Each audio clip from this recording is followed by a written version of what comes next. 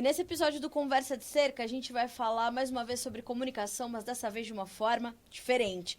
A gente vai para o cinema, a gente vai para o documentário, a gente vai falar sobre uma produção incrível chamada Cortina de Fumaça. É uma produção da Brasil Paralelo. A gente vai entender um pouco mais do que é o Brasil Paralelo, do que é essa produção Cortina de Fumaça, um documentário impecável sobre as questões ambientais e a questão indígena no Brasil.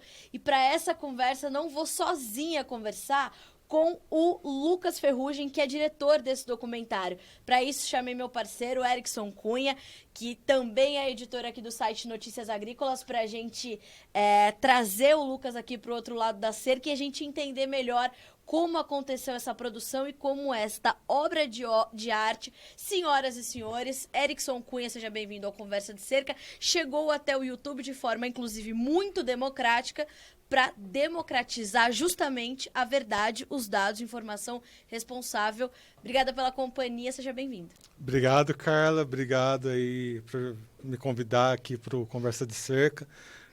Quando a gente viu, né, esse documentário no YouTube, né, eu e a Carla, a gente tem alguns interesses em comum, além do agronegócio. Acho que o cinema é o nosso interesse em comum maior, assim, né? A gente sempre acaba fazendo críticas de filmes e tal. E quando a gente viu Cortina de Fumaça, a gente debateu ali e a gente viu que as nossas ideias acabavam casando muito bem. Por isso que a gente está gravando juntos aqui, né? A gente tem essa ânsia de ser um pouquinho crítico de cinema. Então, acho que essa conversa que a gente vai ter hoje com o Lucas vai ser a nossa primeira van premiere, aí, vamos dizer assim, nosso né? Debut. Sobre uma análise crítica, né? Que acaba envolvendo aí questões técnicas, um pouquinho de filosofia, sociologia, antropologia, enfim, diversos assuntos que não ficam tão na superfície do documentário, mas que a gente vai debater ao longo da nossa conversa. Então, agradecer aqui a presença do diretor do filme, né, o Lucas Ferrugem. Seja bem-vindo aqui ao Conversa de Cerca. Pessoal, obrigado, o prazer é meu aí, obrigado pelos elogios, valeu pelo espaço. Nós é que agradecemos, viu, Lucas? A gente sabe que no momento desse, né, que vocês estão lançando aí o Cortina de Fumaça, a agenda deve estar bem apertada. Mas eu já quero entender de ti, Lucas, para a gente começar, como foi esse pontapé inicial? Qual que é o teu sentimento nessa primeira semana aí de lançamento com mais de 1 milhão de visualizações já no YouTube? Qual o seu sentimento diante da sua criação? A gente sempre fica muito feliz, obviamente, com o sucesso, né? É legal ver que as pessoas estão assistindo, estão gostando e tal. Nós aqui na Brasil Paralelo somos um pouco mal acostumados com isso, porque nós temos 5 anos e pouco de casa. Essa criação não é minha, né? A gente sempre faz as coisas numa equipe muito grande, um time conjunto que visualiza que tipo de produção a gente quer lançar e tal. E até no próprio documentário, uma equipe bem, bem forte que se une para pensar como é que vai ser o filme.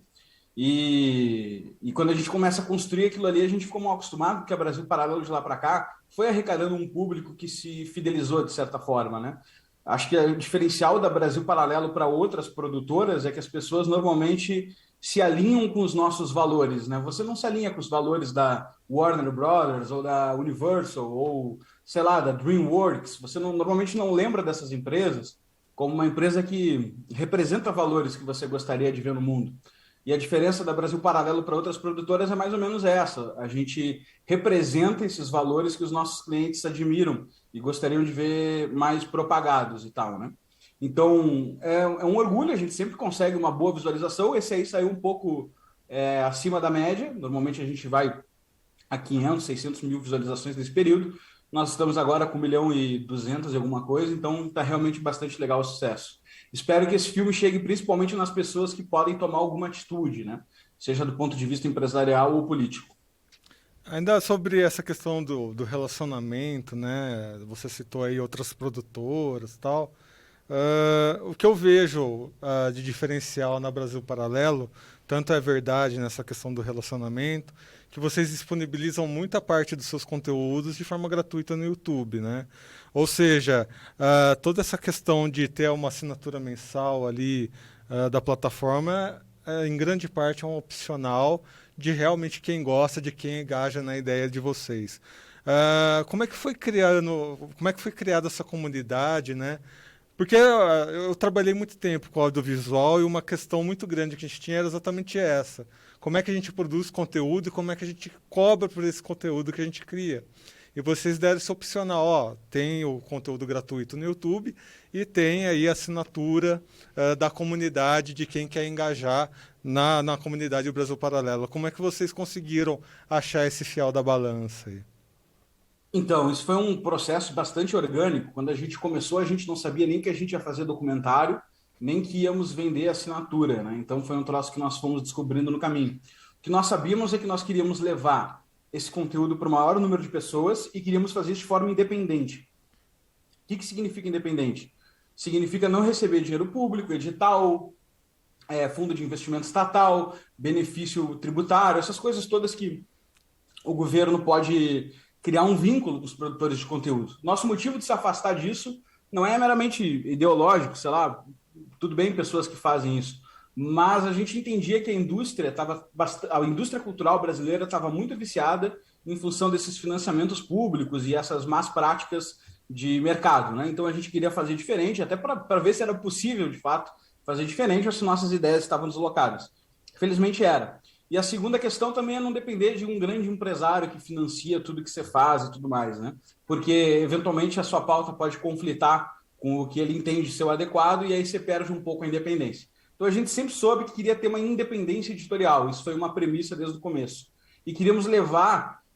nós não somos intelectuais, então o nosso objetivo, o nosso papel era servir de amplificador para um número grande de pessoas que muitas vezes é especializada em um tema, tem autoridade para falar sobre esse tema, mas não tem espaço na mídia, seja pelos critérios de noticiabilidade ou o que for.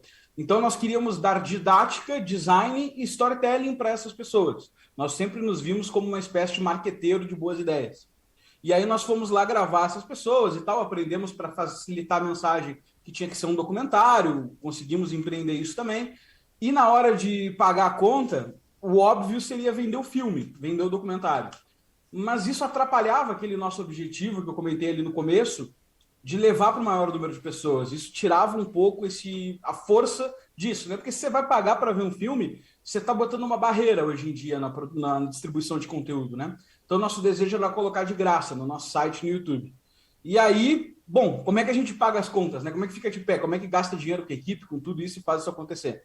Aí veio o insight de fazer uma membresia, né? Chamar, que nem tem um modelo de clube, chamar de membro. Por que membro? Porque as pessoas estariam se aliando a uma causa. Elas não estariam simplesmente comprando um produto.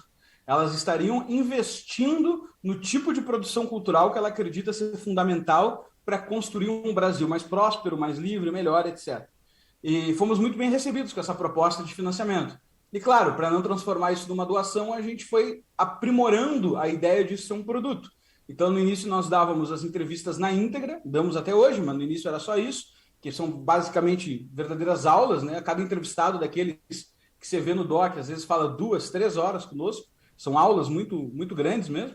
Então, a gente dava essas entrevistas, depois começamos a fazer versões estendidas dos documentários, estendidas e sem propagandas. Logo veio a ideia do núcleo de formação, cursos, etc. Então, hoje a gente tem produtos bastante completos para quem quer financiar Brasil Paralelo, sem fazer disso uma doação. E com preço bastante acessível, de 10 a 50 reais aí, você está consumindo a nossa grade de produtos. E Lucas, como é que foi esse processo? Como é que vocês têm enxergado a evolução aí do Brasil Paralelo desde a sua criação, desde a sua fundação até essa última produção que é o Cortina de Fumaça, que, como você falou, né, uma produção que saiu da média na visualização e tudo mais. Como tem sido essa evolução? Como é que você tem visto essa trajetória? Olha, legal a pergunta, me faz pensar até, eu fico refletindo às vezes isso. Certamente a empresa cresceu muito de lá para cá, são 5 anos de crescimento, né? Nós somos de Porto Alegre, naturais de Porto Alegre, começamos lá numa salinha de 8 metros quadrados. Uma das pessoas que estava conosco não podia ir, então a gente ia ficar revezando para ter todos na mesma sala ao mesmo tempo, não dava.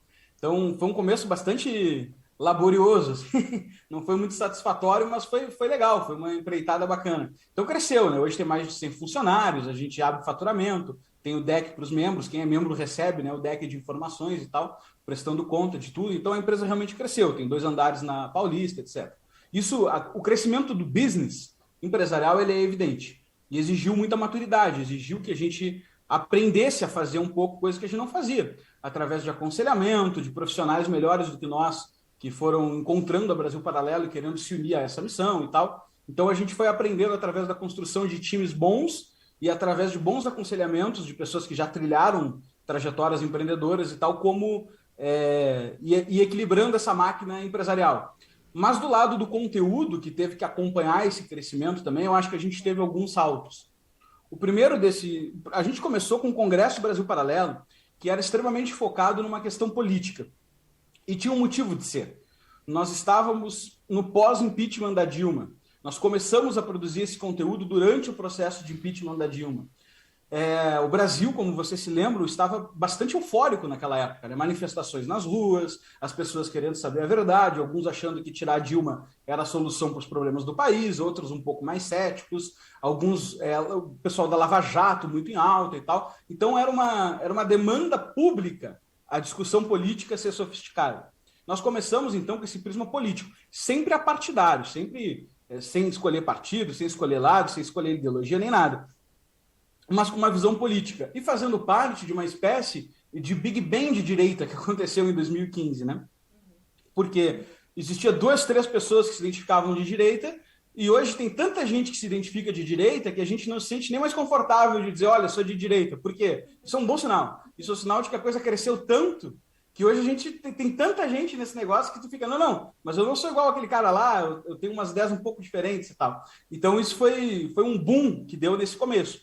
Logo depois, a gente já quis trazer a nossa produção, a gente lançou isso em 2016, e no ano seguinte nós já quisemos trazer a nossa produção para o aspecto um pouco mais cultural. Foi quando lançamos a série Brasil, a Última Cruzada. Tudo isso que eu estou falando está disponível gratuitamente no YouTube para quem quiser procurar, tá? Nós lançamos a série Brasil, a Última Cruzada. Essa série, diferente do Congresso, ela já não era política. Ela tinha como missão resgatar os valores e a história brasileira, que por motivos políticos tinha nos sido distorcida. E aí a gente começou a resgatar toda uma bibliografia que é muito séria e muito respeitada, mas que não se trabalhava mais como a bibliografia principal nas academias brasileiras. E, por consequência, quando os professores de história não sabem a história, as pessoas também não têm como saber. Porque a visão dos filmes, dos programas de televisão, do imaginário, das escolas, vem tudo dos professores, vem toda deles. Então a gente pegou professores, historiadores da velha guarda, membro da Academia Brasileira de Letras, e embalou a história brasileira de volta, indo desde a fundação de Portugal até o fim da ditadura militar. E lançamos esse produto. Esse foi um sucesso imenso. Nós lançamos em setembro de 2017 e ficamos lançando até abril de 2019. Foi muito bem sucedido. E o último episódio dessa produção, acho que foi o boom de polêmica da Brasil Paralelo, que o 7º capítulo dessa série foi o 1964, o Brasil entre armas e livros. Nós sabíamos que quando chegasse a hora de tratar da ditadura militar, ia ser, como fala o gaúcho, um mato sem cachorro. Tu entra no mato e não sabe como sair de lá. Por quê?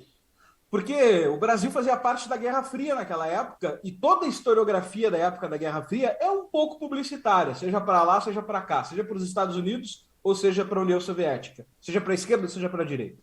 Então é difícil navegar nas fontes, mas nós conseguimos uma ajuda maravilhosa, que foi do pesquisador Mauro Abranches, que estava em Praga e nos proporcionou a visita nos documentos históricos e nos antigos prédios da Polícia Secreta Tcheca, que era a polícia de maior presença no território brasileiro na época da ditadura militar. E a gente conseguiu bastante informação interna a respeito do processo. O filme foi extremamente polêmico.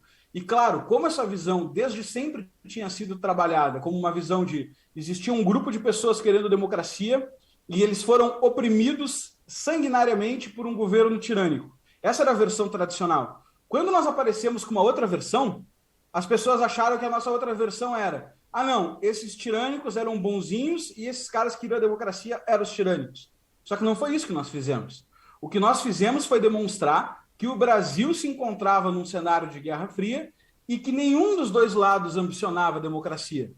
Nem a ditadura militar, nem os 5 presidentes ditadores que representaram o Brasil nesse período, nem a guerrilha armada que estava nas ruas.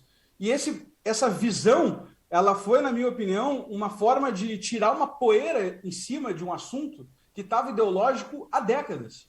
E aí, claro, esse filme bombou muito e até onde se tem notícias, ele é o filme mais assistido da história do Brasil. São 8 milhões, quase 9 milhões de visualizações no YouTube, sendo que dessas aí 4,5, quase 5 viram até o final. Um filme de 2 horas. Aí a gente veio para São Paulo, etc. Dá para dizer que no Pátria Educadora nós lançamos o plano de R$ 10, foi um sucesso, e desde então estamos aumentando o nosso ritmo de produção. Eu acho que agora, no Cortina de Fumaça, o momento que a gente está, é um momento muito legal, porque nós estamos conseguindo estabelecer, como a mensagem do Brasil é muito importante, no Cortina de Fumaça, a gente conseguiu estabelecer uma fuga de uma visão que pode soar ideológica. Como que a gente fez isso? Nós conseguimos colocar pessoas que discordam diametralmente das posições políticas. Pessoas do governo Dilma, do governo Lula, mas também pessoas do governo Geisel e do governo Bolsonaro. Ou seja, o extremo direita e o extremo esquerda reunidos no mesmo filme para falar sobre o mesmo ponto. Isso é uma sofisticação de debate público que nenhum veículo de mídia brasileira consegue entregar hoje. Absolutamente nenhum. E nós conseguimos dar esse passo.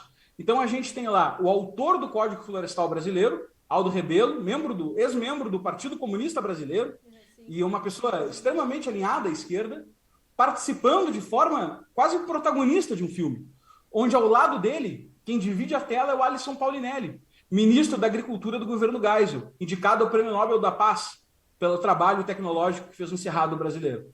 Então isso é uma transformação na forma de levar a informação de dentro da Brasil Paralelo, porque a gente conseguiu expandir nosso leque de entrevistados, mas também do debate público que a gente vive hoje, que certamente é mais maduro que o de 2016.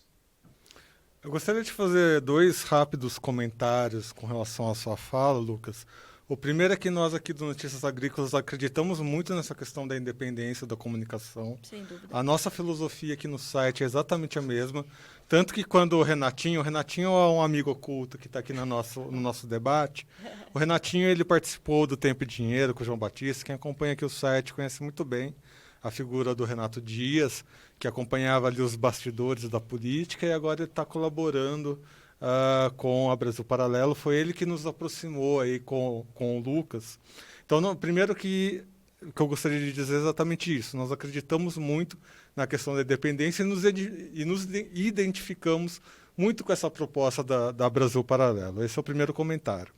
O segundo comentário é que quando você fala, temos a história tradicional das escolas versus a história revisionista, né? Que é uma história mais recente, né? De historiadores que querem revisitar a história tradicional para encontrar outros pontos de vista. E aí é onde a gente onde eu já quero começar a entrar no debate do Cortina de Fumaça, que foi exatamente um dos primeiros pontos que eu percebi logo de cara. Nos 10 primeiros minutos de documentário, eu já percebi exatamente isso, a revisita da história Brasil. Porque vocês começam o documentário com 2 pés na porta, eu não vou dar spoiler aqui, tá, pessoal? Mas o documentário começa com 2 pés na porta, contando uma história que acontece no Brasil, que estou com 38 anos nas costas de Brasil, não sabia. Que um determinado povo indígena brasileiro toma uma determinada atitude ali, que eu, como pai, eu fiquei extremamente chocado. Enfim, acho que o primeiro debate que a gente pode trazer aqui de Cortina de Fumaça é esse. Como que foi revisitar a história de um país que muitas vezes a gente não conhece. Tirar essa poeira ideológica, eu adorei esse termo, Lucas. Acho que quando a gente fala tirar a poeira ideológica, já é o que nos leva para uma comunicação independente. Exatamente. O Cortina de Fumaça, a gente sempre soube que queria trabalhar a pauta do meio ambiente. Por quê? Desde a nossa fundação. Porque é uma pauta muito importante. Talvez seja a pauta política mais importante do século XXI. É bem simples o motivo. Nenhum de nós aqui quer transformar toda a floresta do mundo em um estacionamento, em um shopping center com milhões de lojas da C&A. A gente não quer fazer isso. A gente também não quer que morram todos os ursos polares, os tigres, dente de sabre. Ninguém quer acabar com os animais. São coisas que instintivamente nós achamos muito bonitas e são de fato. é o que torna o mundo que a gente vive belo. Tanto que as pessoas, ao ficarem ricas ou se desenvolverem economicamente, elas querem arborizar o bairro, elas querem fazer um condomínio fechado. Por quê? Porque o que o dinheiro quer comprar na hora H é o privilégio da natureza. Você vai para o meio de Nova York, no auge de Manhattan, e o que você vai encontrar? O Central Park, né, tomando aquela proporção imensa. É isso que a gente deseja. E mesmo nas classes mais baixas, qual é o sonho romântico, até nordestino, romantizado pelo cinema nacional? A ideia de ir para o campo, de ter o seu próprio terreno, de ter sua própria plantação. Isso, então, o que eu estou falando aqui é que isso une a classe mais alta com a classe mais baixa. Então, essa admiração pela natureza é uma admiração pelo mistério da vida, pela própria beleza que está intrincada no mundo que a gente vive. E isso é uma coisa maravilhosa. Então, quando você fala de uma pauta tão forte, que mexe tanto com os nossos instintos, que mexe tanto com as nossas certezas do que é belo e do que é ótimo, e aí você fala, olha, eu vou defender isso para você, o cara começa muito bem o discurso. Né? O cara que fala assim, olha, tá vendo tudo isso que você acha maravilhoso? Eu vou defender isso para você, porque tem um pessoal lá que está destruindo tudo isso aí, porque quer simplesmente ganhar dinheiro. Esse discurso é muito sedutor. Eu recomendo para todos aqueles que estão nos escutando um livro chamado Os Números Não Mentem, do Charles Seif, que é um matemático do MIT, que ele basicamente acompanhou a eleição que concorreu o Bush e o Al Gore nos Estados Unidos. E o Al Gore ganhou protagonismo político justamente em cima dessa pauta do meio ambiente, do Save the Planet, né? E aí ele mostra exatamente como vários dados eram manipulados. Isso é um matemático muito sério do MIT, ele não tem um lado político, o ponto dele não é esse. O livro, como o nome diz, Os Números Não Mentem. Ele quer mostrar como estatísticas podem ser manipuladas pela retórica. E aí ele demonstra como os números foram deslocados, as amostras distorcidas para que o Al Gore pudesse fazer todo aquele discurso de Save the Planet. Então a gente sabia que isso era uma pauta bastante importante. Nós aguardávamos duas coisas para poder tratá-la: timing e maturidade. Por timing, a gente quer dizer um momento público, um momento político para fazer isso. E aí, ano passado, foi um bom momento, né? Começou a nos entusiasmar, porque deu a Greta, né? A viralização da Greta como uma nova personalidade acerca do meio ambiente. Também deu a questão das queimadas, as polêmicas queimadas de 2020, deu a polêmica com Macron, e tudo isso começou a apontar para a gente que talvez fosse um momento legal de tratar essa pauta, tá? E da parte de maturidade, qual era a nossa preocupação? Nós não queríamos entrar no debate da existência ou não existência do aquecimento global. Porque esse debate ele depende de um instrumental científico muito sofisticado e talvez, não sei, talvez ninguém tenha ele ainda para dizer que há ou que não há. Seja como for, a pauta é muito complexa e nós nos sentíamos aquém desse desafio. E acho que se mais gente se sentisse aquém desse desafio, estaríamos numa maturidade científica maior no mundo. Mas, infelizmente, nós não estamos dessa forma e eu não queria participar, nós não queríamos participar dessa onda eufórica com pouca informação acerca do aquecimento global. Mas beleza, como é que a gente trata do assunto sem tratar especificamente desse tema? E aí a gente achou o recorte perfeito, na minha opinião, que é, tudo bem, o que essa bandeira política de proteção do meio ambiente produz enquanto fake news, enquanto mentira, para prejudicar outros grupos por motivos políticos. E esse foi o recorte que a gente procurou. Então, em vez de procurar se existe ou não existe aquecimento global, a gente procurou quem eram as instituições e indivíduos que se apropriavam dessa pauta para, com informações falsas, prejudicar o Brasil economicamente por motivos políticos. Então, essa foi a pauta que a gente escolheu e foi essa que encabeçou a produção do Cortina de Fumaça, que nos entusiasmou. E aí foi bastante interessante, porque a gente vai... Aí você falou de não dar spoiler, recomendo que assistam, está no YouTube gratuitamente, mas a gente vai, basicamente, o documentário atinge 3 pilares desse discurso público, que é a falsa dicotomia, ou a falsa adversariedade entre preservação do meio ambiente e agropecuária, agricultura, agronegócio, certo? Como oponentes, esse é o primeiro ponto do documentário.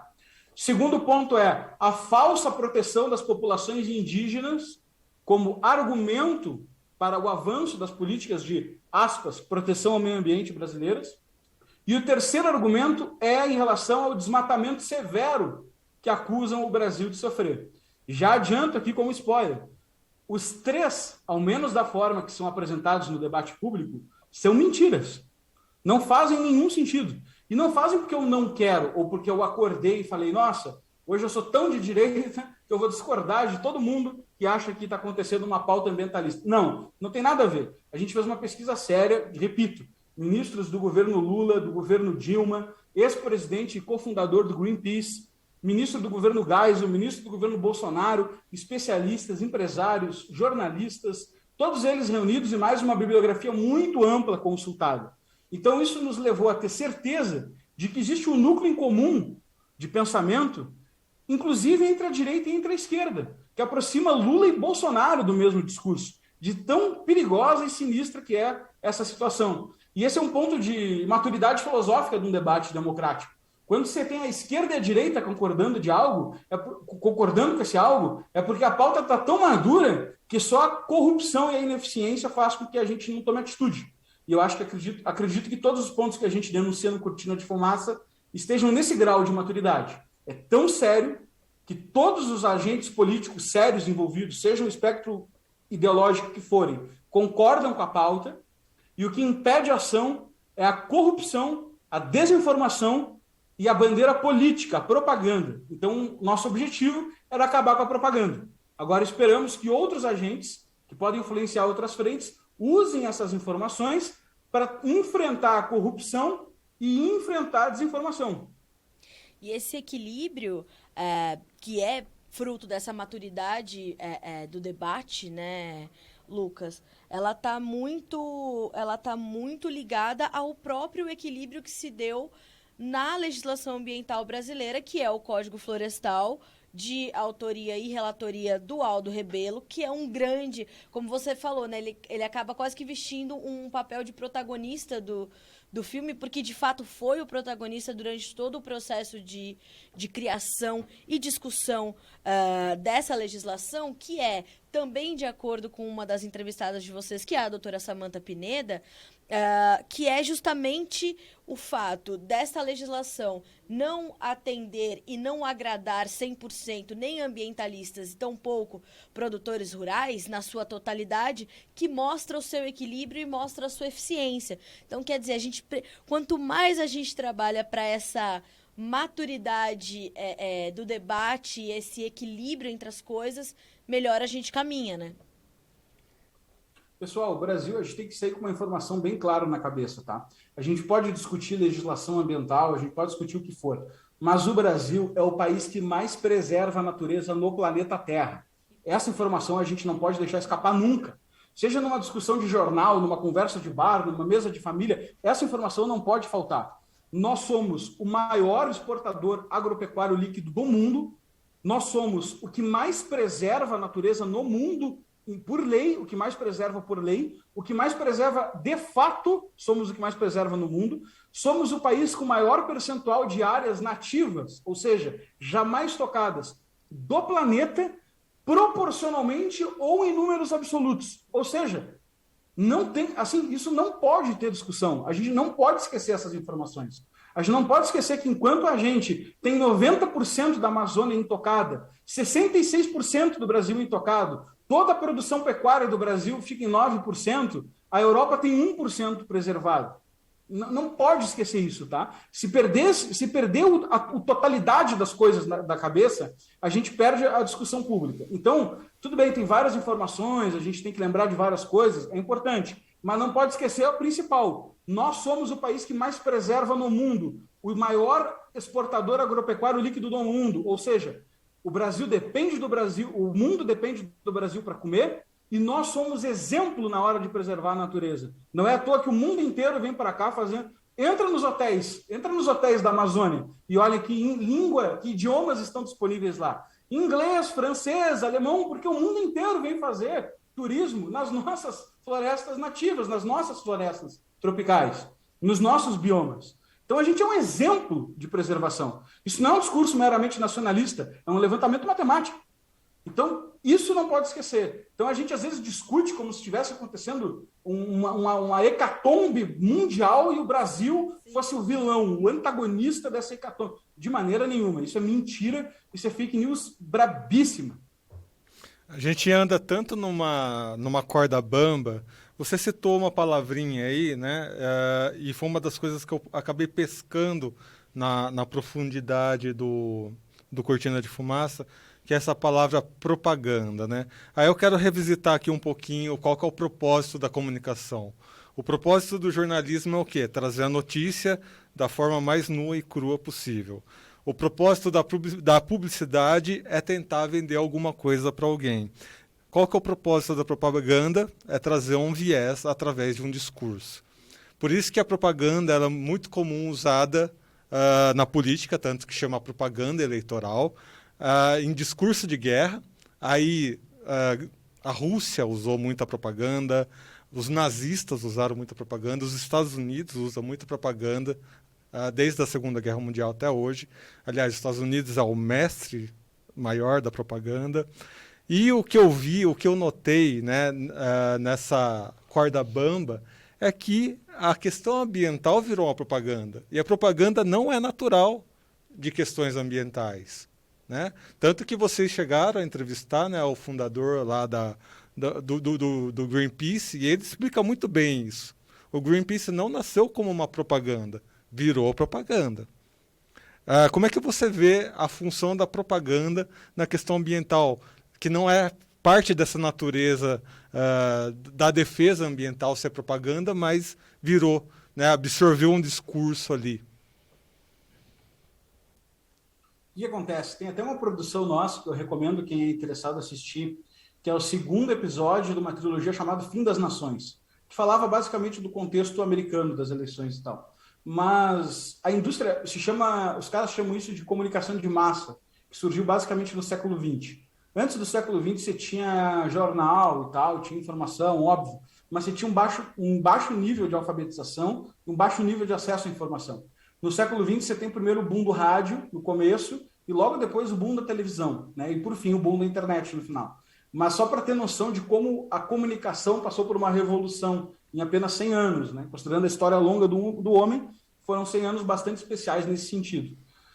E a própria guerra passou por transformações nisso, né? Na Segunda Guerra Mundial, tudo que você tinha de propaganda eram filmes produzidos pelos próprios governos. Então você tinha na Alemanha nazista, você tinha a Riefenstahl, que era uma diretora de cinema lá, produzindo Triunfo da Vontade, que era um filme alemão nazista, de propaganda para incentivar as pessoas e tal. Você tinha os Five Came Back, né, os famosos 5 diretores de cinema que se alistaram nos Estados Unidos para irem à guerra e fazerem produções de propaganda para que os americanos vissem o tamanho do problema e se alistassem ao exército. Então você tem aí George Stevens, tem o Ford, tem o Capra, tem uma galera nessa batida. Você tem a mesma coisa no Japão, você tem a mesma coisa na Rússia, Eisenstein, companhia e tal. Então são diretores de cinema, ou seja, é um ambiente de produção controlado, tá? E financiado. Logo depois da Segunda Guerra Mundial, nós vamos ter um próximo evento grande, que é a Guerra Fria, e dentro da Guerra Fria particularmente, a Guerra do Vietnã. A Guerra do Vietnã já é outra história. Por que outra história? Porque ela é a primeira guerra televisionada.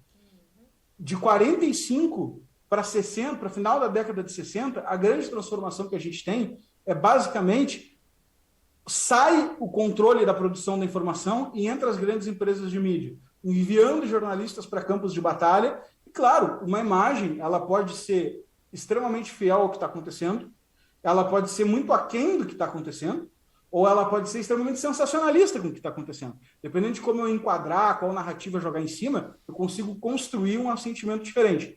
Então, essa guerra do Vietnã foi televisionada e mudou totalmente. Enquanto o americano patriótico na Segunda Guerra queria se alistar ao exército para ajudar o país, na guerra do Vietnã eles estavam protestando contra o governo para acabar com a guerra. Essa mudança de drive é a mudança dos meios de comunicação. A internet foi mais um. Então, o que acontece? Por que essa propaganda nasce? Por uma confluência de interesses.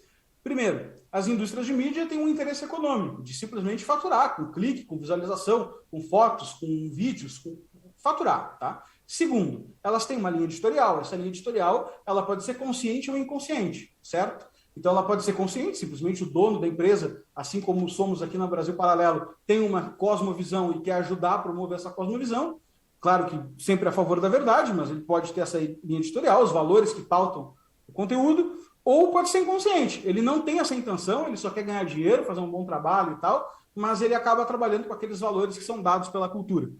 Então, quando você tem isso, toda a informação ela passa por esses grandes veículos de mídia. Esses grandes veículos de mídia exercem sua linha editorial.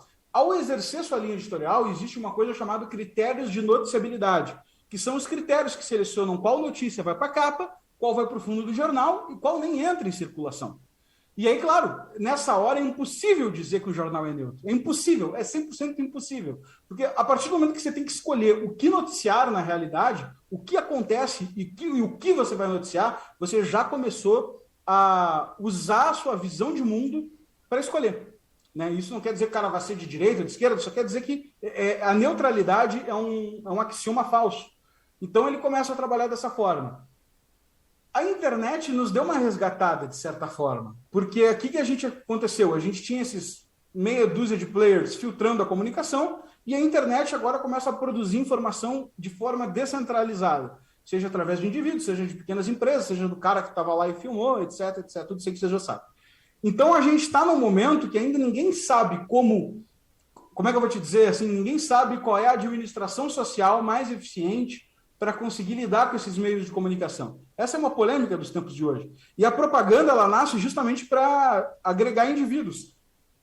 Então, quando eu preciso, nesse caos que está a internet, nesse caos que foi a televisão, nesse caos que foi os últimos 100 anos de revolução da informação, agregar grupos de indivíduos, e por que eu preciso agregar? Ou para ganhar dinheiro, né, meu grupo de consumidores, ou para ganhar voto, meu grupo de eleitores, um dos dois. Então, quando eu preciso agregar esses grupos de indivíduos, eu preciso criar uma causa. Então, tu cria uma causa e aí tu puxa a galera. Então, por exemplo, né, você vai lá e fala que representa os taxistas. Os taxistas nem se enxergavam como um grupo que demandava representação antes de você ir para a TV e falar, olha, eu sou o vereador que vai cuidar dos taxistas aqui da cidade. Aí, de repente, o taxista passa a ser uma classe. E os taxistas falam uns para os outros para votarem em você, os taxistas falam para a família votar em você e você ganha uma classe. Aí você fala, bom, taxista é legal, o que mais? Ah, pessoal que gosta de cachorro, eu vou cuidar dos cachorros. E aí a pessoa nem tinha, o cidadão nem tinha na cabeça que cuidar dos cães era uma pauta política. Mas, pô, agora esse cara apareceu falando. Então, isso foi sintetizado por um filósofo marxista argentino chamado Ernesto Laclau. A propaganda do partido cria uma classe e em seguida representa. Ou seja, não é mais que nós representamos classes existentes, mas nós criamos classes e em seguida representamos. E foi o que aconteceu basicamente pelo CFR, o principal think tank americano, quando eles desenharam a propaganda, a parte institucional do Save the Planet, né? A propaganda ambiental. Então você cria uma classe, que é as pessoas preocupadas com o meio ambiente, com o apocalipse, etc., e em seguida você representa. Você fala assim, olha, existe esse problema, e todo mundo, aí fala, tá, e quem representa esse problema sou eu. Então eu preciso de alguns bilhões de dólares, de poder, de contratos, de instituições, etc, etc. Então a propaganda é um meio muito eficiente de arrecadação de política e de poder e de dinheiro, né? É uma forma de você promover uma sensação de pertencimento, né? Que é uma situação que a gente vê se intensificar muito, né, Lucas? As pessoas querem pertencer a alguma causa, não somente a uma classe, mas elas querem pertencer a alguma causa. E a propaganda tem esse poder de fazer isso a partir do momento também que ela consegue, bem trabalhada, manipular o sentimento do cidadão, né? Uhum, com certeza. E aí a gente, o próprio Cortina de Fumaça em determinado momento mostra isso, né? Como bem trabalhado, trilha, a escolha da voz que vai fazer aquela propaganda e tudo mais, te traz sentimentos muito distorcidos do que aquelas imagens poderiam te mostrar, né? Com certeza. As fotos, eu dei exemplos aí de guerras que viralizaram fotos famosas. O pessoal procurar foto do Vietnã ou das guerras posteriores, a própria guerra da Síria, que teve agora há pouco, né? Não, tá tendo pra caramba, mas que teve uma foto viral, elas acabam gerando uma carga emocional muito forte, né? Tem um livro do marqueteiro chamado Seth Godin, que é The Purple Cow, que ele fala como esses elementos emocionais tomam movimentação pública, né? Vivemos agora isso com o Lázaro, para pegar um exemplo off-topic, né? O Lázaro, um criminoso brasileiro, fez um verdadeiro horror, um verdadeiro genocídio, uma verdadeira chacina. O cara já tinha ido preso, não sei o que, todo esse problema de segurança pública a gente sabe. Mas o mais interessante existem muitos desses no Brasil. Existem muitos desses no Brasil, tá? Inclusive, eu estava conversando com alguns policiais agora há pouco, por causa de uma outra produção que a gente está pensando, e eles estavam me contando que, na verdade, isso existe o saidão no Brasil, né? E assim como saiu o Lázaro, nos últimos 10 anos saiu 400 mil presos, né? Que não voltaram, não regressaram ao sistema prisional. Ou seja, isso é um hábito comum no Brasil. Só que como o Lázaro cometeu um ato muito sério que choca a dignidade humana, e esse ato foi transmitido mediaticamente, o governador, o Caiado, lá teve que bater no peito e falar, não, agora a gente pega esse cara de qualquer jeito. E aí diz que gastaram lá 16 milhões de reais, sei lá, eu não sei se é propaganda também, mas diz que gastaram uma fortuna, mobilizaram dias e dias a caçada ao cara para conseguir pegar, porque senão ele desafiava a legitimidade estatal. Mas existem dezenas, centenas, talvez milhares de Lázaros por aí no Brasil. Só que ele que mobilizou a notícia, ele que mobilizou a propaganda, então é atrás dele que nós vamos. Então, tem que saber que a propaganda tem esse poder numa sociedade, né? Eu aprofundaria até mais um pouco, aproveitando, né? Eu imaginei que esse negócio do Lázaro ia aparecer em algum momento aqui, apesar de não estar tão alinhado com o documentário, porque o Brasil é um lugar místico, né? O Brasil tem um misticismo que paira sobre o Brasil, que envolve, inclusive, a Amazônia, né? A gente não sabe o que acontece na Amazônia, a gente não sabe quem mora na Amazônia, a gente está aqui, sei lá, 5 mil quilômetros da Amazônia, 8 mil quilômetros, não sei exatamente, da Amazônia e não sabe o que está acontecendo lá. É outro país aquilo ali. Né? É um misticismo que paira naquela região. Né? Goiás está um pouquinho mais próximo ali. Aliás, Brasília, né? A fundação de Brasília foi uma coisa mística. Né? De repente vamos levar o nossa capital lá para o meio do nada ali e para criar os políticos ali num terreninho longe de todo mundo. Enfim, é uma discussão para outro momento, porque senão a gente vai passar aqui dos nossos 30, 40 minutos de podcast. Aonde que eu quero chegar com esse misticismo, né? O Cortina de Fumaça, ele tem um viés muito antropológico de debater exatamente essa mística que acaba envolvendo aí o bom selvagem, né? Os nossos nativos, os nossos indígenas, e é um debate antropológico que tem aí, centenas e centenas de anos. Será que é a sociedade que corrompe o homem? Ou o homem já nasce corrompido e cabe à sociedade controlar essas ânsias de sermos destruidores de nós mesmos? E vocês debatem isso o documentário inteiro. Acho que todos os momentos dá para pescar alguma coisa desse debate antropológico de centenas de anos. Você, como diretor, você acha que você chegou a alguma conclusão de quem corrompe quem nessa história com relação à cortina de fumaça que acontece no Brasil, a esse misticismo todo que a gente vive aqui no nosso país? Olha, eu tenho uma conclusão que eu tento não levar ela para os filmes de forma axiomática, mas já é o que eu penso, né? Eu acho que esse debate sobre se o homem nasce bom e a sociedade o corrompe, ou se o homem nasce corrompido e a sociedade o cura, ele já é um debate vencido. Já temos a resposta. Você pensa comigo, uma hora você vai ter que escolher uma cultura, porque você vai ter que escolher uma cultura para viver. Né? Então você vai ter que escolher. Não pode ficar nessa coisa do cada um tem sua cultura, verdade. E devemos respeitá-la, verdade. E todas têm valor igual, mentira. Porque se todas têm valor igual, você não tem como escolher a cultura que você vai viver. E eu garanto que não é todo mundo aqui que está nos escutando que gostaria de trocar radicalmente de cultura. Uma pessoa não gostaria de sair dessa cultura e do nada acordar numa sociedade de mujahidin no meio do Islã com uma burca, não gostaria, sendo vendido, não gostaria, né? Ou também não gostaria de acordar com uma bata no alto do Tibete, fazendo 40 dias de silêncio, também não gostaria. E talvez o monge do Tibete também não gostaria de acordar na posição de diretor financeiro da Nestlé, na Suíça, né? Então, acho que cada um, de certa forma, está escolhendo a cultura que quer, uma parte, pelo menos, né? E a gente acaba tendo que, na verdade, o corrompe é uma bobagem, né? Porque o homem nasce uma verdadeira besta.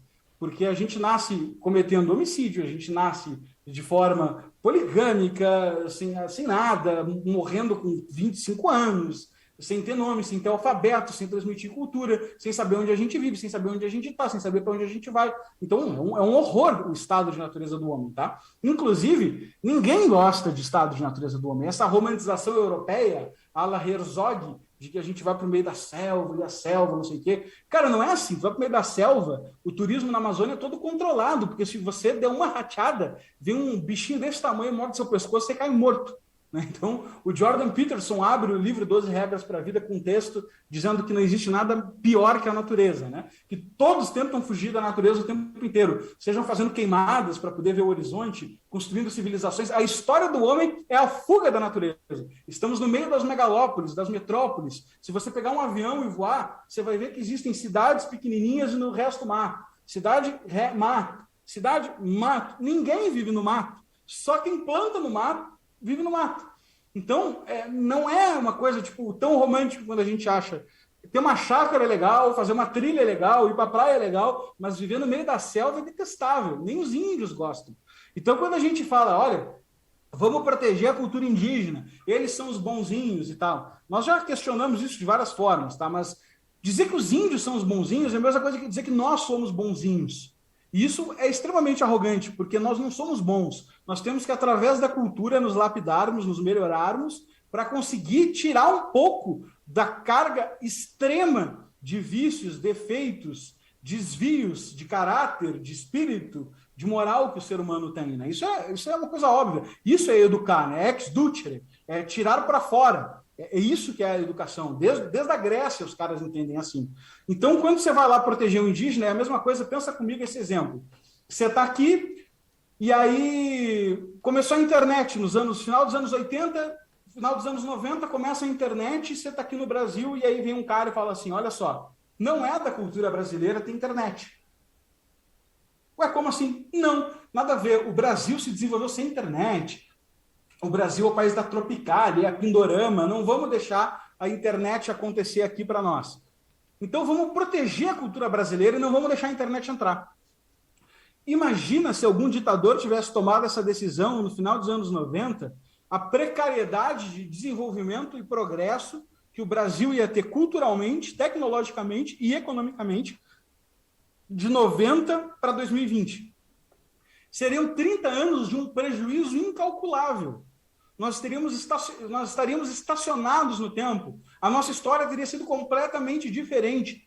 E é exatamente isso que a antropologia tenta fazer com a cultura indígena. E o pior de tudo, não só tenta, como obriga-os. Nós trouxemos no documentário o depoimento de uma das tribos, que é a tribo dos Parecis. Os Parecis é uma população indígena que a FUNAI foi lá e falou, não, esse território de terra é seu, porque você que é o povo original daqui. Beleza, deram o território de terra para eles. E aí os indígenas chegaram à conclusão que não queriam mais viver daquela forma precária, que era uma forma nômade, com panela de barro quebrando no fogo, pelado, com mosquito, morrendo cedo. Eles quiseram progredir e começaram a plantar no próprio terreno. O IBAMA foi lá e disse que não podia. Aplicaram uma multa. E eles persistiram. Resumo da história. Os Parecis prosperaram, são hoje a etnia indígena que mais prosperou economicamente no Brasil, e de lá para cá o IBAMA aplicou 44 multas na aldeia, totalizando mais de 120 milhões de reais de multa, porque eles estão plantando com o trabalho deles, o esforço deles, o dinheiro deles na terra deles. E um homem branco, já que gostam tanto dessas separações, um homem branco, burocrata, representando o Estado brasileiro, está indo lá espolhar o indígena, tirar o dinheiro dele para trazer para a administração. A que ponto o discurso proselitista levou o cara? Ele começa num argumento, olha, vamos defender a cultura dos indígenas, que é a mesma coisa com o presidente do Brasil dizendo nos anos 90, vamos defender a cultura brasileira, não vamos deixar a internet entrar. Os indígenas sofrem com uma defasagem de evolução cultural. Eles simplesmente não conseguem absorver aquilo que eles mesmos gostariam de absorver e transformar também, porque eles influenciariam a cultura. E aí, na hora que um decide usar a própria terra para plantar, vai o tal do homem branco, que não quer poluir a cultura dele, e joga 44 multas em cima, 130 milhões de reais para tirar dos indígenas 130 milhões de reais de uma aldeia, e puxar para a administração estatal que está cuidando da cultura deles. Olha, isso é um tipo de neocolonialismo perverso, olha, é extremamente chocante, entende? Então a gente não pode cair nessas falsas armadilhas, porque o segredo da civilização, isso descobriram desde o Império Romano, é a absorção de diversas culturas, preservando o que é a essência para si e entendendo o que é melhor nos outros. Então, a civilização cristã absorveu a cultura árabe, é por isso que a gente fala alface, algarismo, vem tudo dos árabes, absorveu a pólvora, absorveu a matemática, as traduções de Aristóteles. Os árabes absorveram de nós muita coisa, os chineses da gente, a Índia da gente, a gente dos indígenas, aprendemos as queimadas com os indígenas, aprendemos a produção de tabaco com os indígenas, muitas plantações, as capitanias hereditárias mais bem-sucedidas de Pernambuco e São Vicente no Brasil, de 13, 2 deram certo. As 2 que deram certo é porque conseguiram a miscigenação com os povos indígenas, que aqui já estavam. Então, a absorção e o entrosamento das culturas é a coisa mais natural que existe na humanidade. E a gente querer sumir com isso e suspender o povo indígena em um estado parado no tempo é uma loucura completa, uma artificialidade, uma distopia, uma ditadura, e certamente os mais prejudicados são a população indígena. A gente tem que dar um basta de uma vez por todas nisso. E integrá-los na nossa cultura e nas nossas leis. Lucas, como é que você vê um caminho consistente para a gente fazer esse tipo de mensagem chegar a mais brasileiros? Isso sem contar a comunicação que a gente precisa fazer para o exterior do Brasil, né? Mas internamente, como é que a gente tem que fazer isso? Como é que esse tipo de mensagem vai chegar a mais pessoas e a gente vai parar de ver como o Erickson colocou, né? Esse misticismo alimentar esse tipo de segregação que é, como você acabou de colocar, uma ditadura, né? É uma distopia, é uma situação fora do contexto natural das coisas. Como é que essa mensagem vai chegar a mais pessoas? Onde que ainda há ruído na comunicação que impede que esse debate aconteça como ele está acontecendo aqui, né? Com a naturalidade dos fatos dominando de fato a discussão. Olha, eu tenho uma aposta, sou suspeito para falar, óbvio, mas eu tenho uma aposta que é única, que é a profissionalização da produção de conteúdo independente. Então, se vocês verem a Brasil Paralelo, a gente faz de tudo que é possível para profissionalizar a nossa empresa, para profissionalizar a nossa produção de conteúdo, para profissionalizar a nossa divulgação. Por quê? Porque se essas informações são tão sérias. Gente, eu estou falando de informação que a gente pega na OCDE, a gente pega na própria FUNAI, no próprio INCRA, audita, faz um caramba de coisa em cima para ter certeza dos dados. Tá? Se essas informações são tão sérias, por que elas não estão sendo veiculadas? Não adianta a gente ficar aí lá na porta da Globo, bater tambor, falem a verdade para o povo. Não vai, sei lá, não vai mudar, já é a empresa que tem 70 anos aquele troço, sei lá, entende? Passou. Nós temos que assumir a responsabilidade. Então, o Brasil Paralelo faz todo o esforço possível para profissionalizar a comunicação dessas informações. Na divulgação, na produção, no conteúdo, na seriedade, na empresa, nas pessoas que produzem. Também acha maneiras, através de cursos e tudo mais, de profissionalizar pessoas, de intelectualizar pessoas, de remunerar professores que estudam para isso. Então, a gente tem que ir para cima, cada um tem que assumir sua parte. Se você é um empreendedor, empreenda nessa direção, com seriedade. Se você é um capitalista, no sentido de ter um grande capital financeiro, financie empreendedores que querem fazer isso. Seja nós, seja outros, não interessa. E pode ser nós com uns R$10 por mês lá, tá? Não precisa ser uma TED, mas participe disso tudo. Se você é um trabalhador e pensa, eu não tenho tempo para isso, compartilhe os documentários, compartilhe outros produtores de conteúdo, financie essas causas com R$10, com R$20, com R$30, o que você puder. Se você é um trabalhador, propague essa mensagem. Então, cada um tem que assumir a sua responsabilidade. Por que a gente botou o nome de Brasil Paralelo? Tá? Porque em 2016, o Estado brasileiro tinha arrecadado 1 trilhão e 800 bilhões de reais. Não funcionou, não vai funcionar. A solução é paralela. Não adianta a gente querer mudar, a gente tem que deixar o negócio defasado, a gente tem que deixar a Globo defasada, a gente tem que deixar o Estado defasado, pesado, e paralelamente construir uma visão empreendedora e uma iniciativa que resolva o problema. É que nem quando, se tu quisesse reformar os táxis, se a Uber quisesse reformar os táxis, não teria dado certo. Ela foi lá e deixou o negócio obsoleto. Ninguém queria, tentaram proibir, fizeram manifestação, não sei se vocês lembram, mas eles atropelaram todo mundo porque era bom, porque era obviamente mais eficiente. A gente tem que fazer isso com a produção de informação. Um caminho obviamente mais eficiente, obviamente mais lucrativo, obviamente mais verdadeiro, que deixe obsoleto o sistema de mídia nacional e também as iniciativas culturais do Estado. E aí eu acho que a gente vai ter um sucesso. Cada um vai colaborar do jeito que for, seja pagando, fazendo, acontecendo, não interessa, mas tem que estar todo mundo na mesma batida. Bom ouvir mensagens diferentes dessas que a gente vem ouvindo, né? Comunicação reativa, trazer, vamos pro embate, né? Graças a Deus a gente está, de fato, deixando essas mensagens também obsoletas, né, Eric?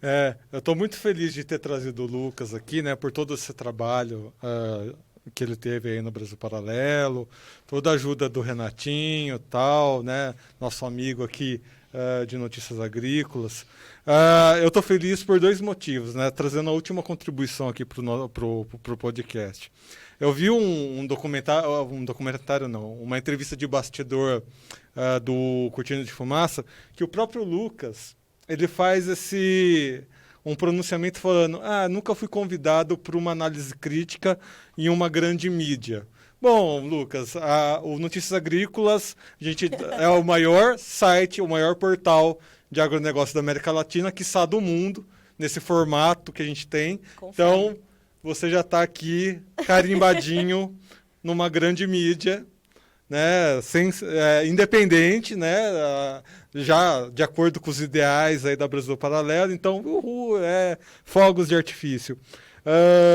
E o segundo ponto o quanto de pessoas que passaram pelo documentário que também acabam passando aqui, né? Aldo Rebelo, Nicolas Vital, Roberto Rodrigues, Alisson Palinelli, dentre tantos outros que vocês trouxeram aí no documentário, para ver o quanto de alinhamento a gente acabou vendo aí ao longo desse documentário, com esses propósitos de independência que a gente traz. A verdade contra a fome, né? Exatamente. A Carlinha fez uma série chamada Verdade contra a Fome. Já deixo o convite para você conhecer também. A gente compartilha os links com o Renatinho, com você, todo mundo aí. E é exatamente isso, né, que eu quero chegar, né? Para que as pessoas conheçam esse trabalho que vocês fazem, a Brasil Paralelo. Não é todo mundo que toma esse tipo de atitude, né?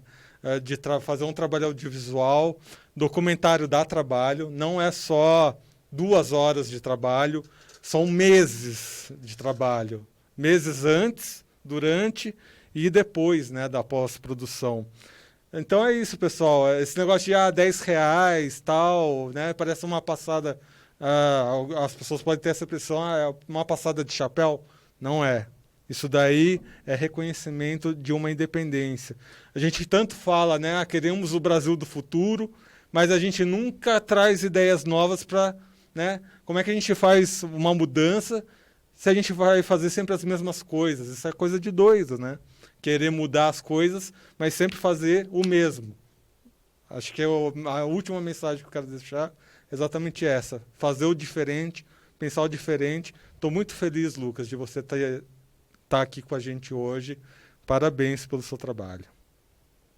Muito obrigado, pessoal. E sobre isso que você falou dos R$10, é verdade mesmo. São 104 funcionários hoje, 2 andares na Paulista, trabalho dia, noite, final de semana, ninguém faz cara feia, todo mundo está alinhado com o propósito, ama fazer o que está fazendo, mas sem dinheiro não tem como fazer, é uma realidade. E a gente trabalha pelo caráter do brasileiro. E por trabalhar pelo caráter do brasileiro, a gente já aposta na frente. Se fosse uma produtora normal, venderia o filme, falaria, olha, dá R$10 aqui e eu te mostro o meu filme.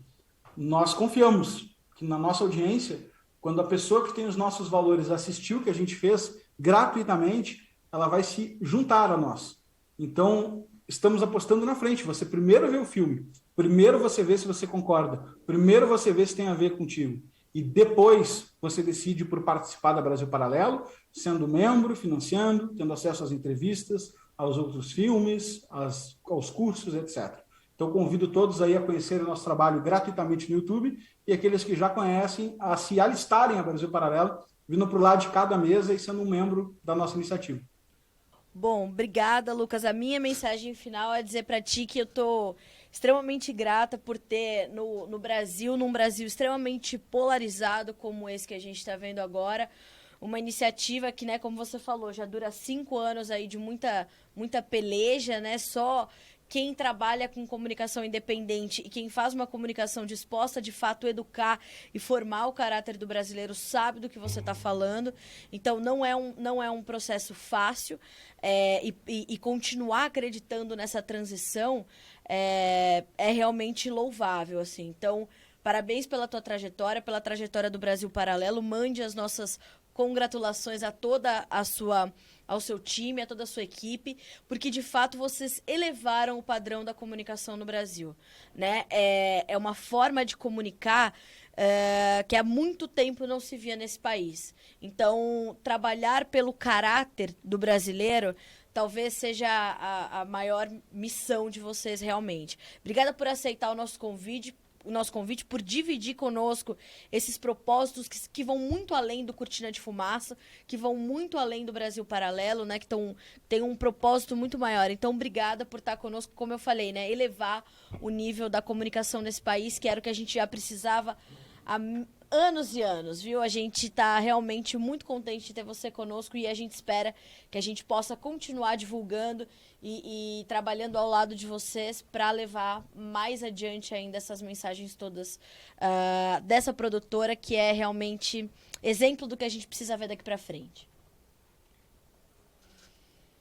Lucas, um prazer ter você aqui no Conversa de Cerca. A gente já te espera para as próximas. Obrigada, bom trabalho para você. Obrigado, tchau, tchau. Tchau.